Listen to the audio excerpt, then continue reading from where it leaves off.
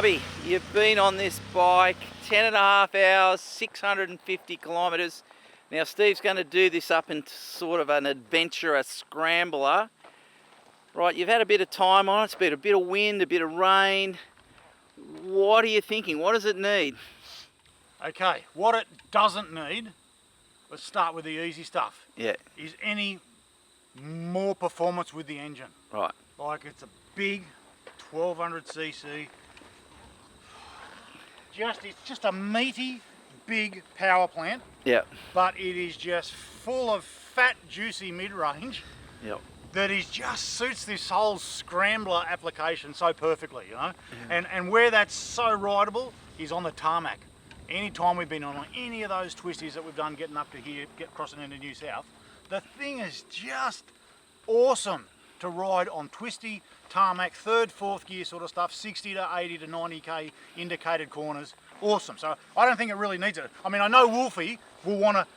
The stock exhaust looks wicked. I mean, that's the whole sort of visual appeal. I know he'll want to aftermarket the exhaust system, save a bit of weight, maybe put a little bit more bark there. But for the Joe average, in terms of performance, there's more than enough. Clutch is super light for a cable clutch.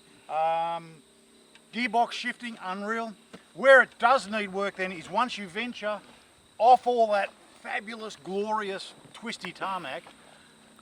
We've had this morning up at Bright, in all those fire trails, and that we've kind of come to know pretty well in a couple of recent trips. And let's just say the pucker factor becomes more real when you get away from, like right now we're on gravel roads and mate, the thing just eats that up, that's fine.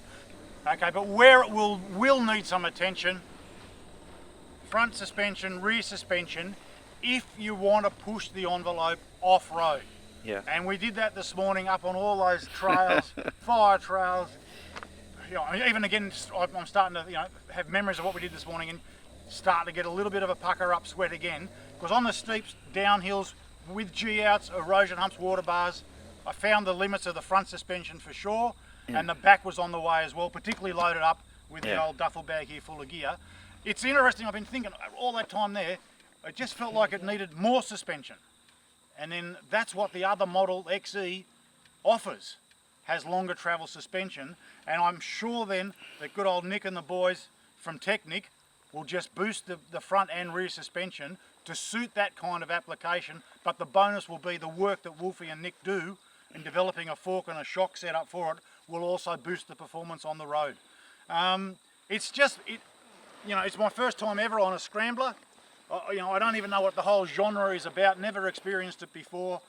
For doing big miles like we are, like I'm 2 days in now, and like, whoa, everything is just hitting me in the head.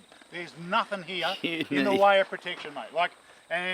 I gather that's what the slim down, stripped back scrambler look is all about. But in terms of doing like mileage, and I don't know what Wolfie's going to do there in terms of like if you want to fully adventurize it, I definitely need more wind protection, and for long distance riding, it'll need it for sure.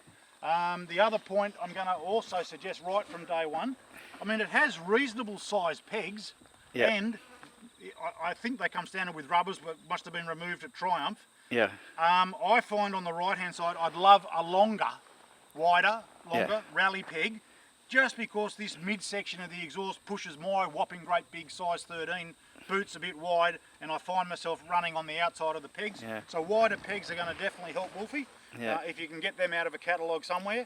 And then the other point's going to be the seat, guys. Yeah. It's like 1, 2, 3 hours. Yeah, okay, you're living with it, but then after that, the old tenderness is coming through the backside. There's not a lot of padding there, like as you can even just see it there. It's not nowhere near as deep as a typical adventure bike seat.